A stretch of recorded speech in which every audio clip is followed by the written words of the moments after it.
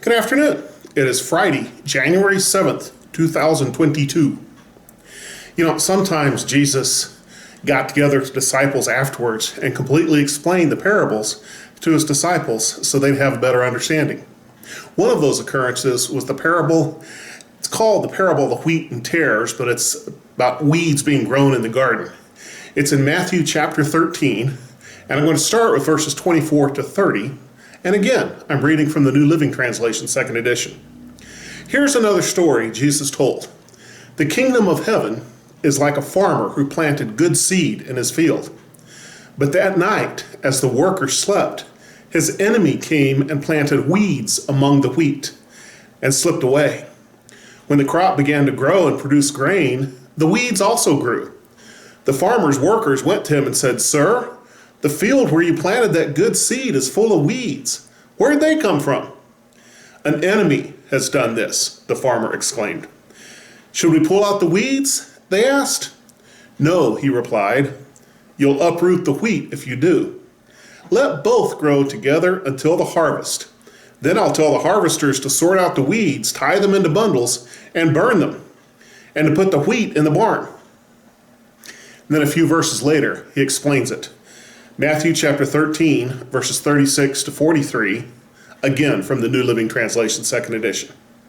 Then leaving the crowds outside, Jesus went into the house. His disciples said, "Please explain to us the story of the weeds in the field."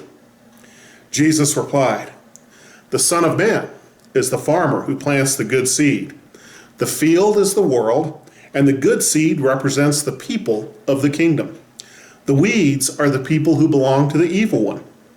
The enemy who planted the weeds among the wheat is the devil. The harvest is the end of the world, and the harvesters are the angels. Just as the weeds are sorted out and burned in the fire, so it will be at the end of the world. The Son of Man will send his angels, and they will remove from his kingdom everything that causes sin and all who do evil. And the angels will throw them into the fiery furnace, where there'll be weeping and gnashing of teeth.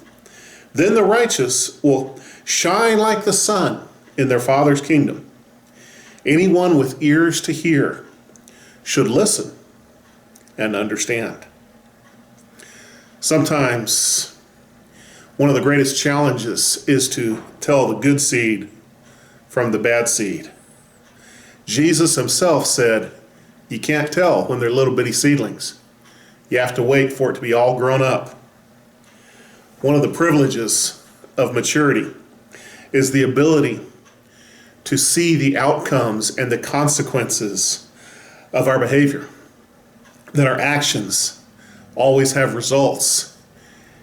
And maturity means being able to tell what those results are likely to be. As God's people, we need to recognize that the seeds of destruction can be planted with very little effort, and at first don't seem to be that big of a deal. But the result of the harvest can be devastating.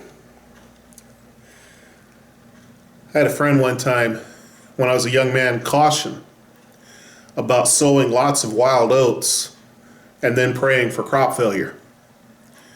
And it seems like that's what a lot of us do. We play games with sin. We plant things in our lives and in our minds that we know will not do us any good, but we plant them and feed them anyway, and then act like we're real surprised when the harvest comes and there's destruction.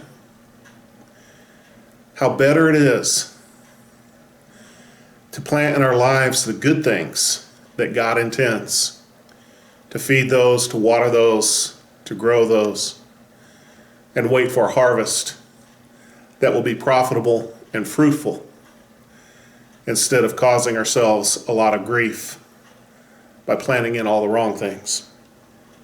We need to be the good soil that grows the good seed that God has planted in our lives. We need to grow the faith and the hope and the trust and the joy and the gospel instead of all the other things like bitterness and envy and fear. We need to grow what God wants us to grow. and choke out and pinch off the things that are going to bring us harm. May God bless you this week.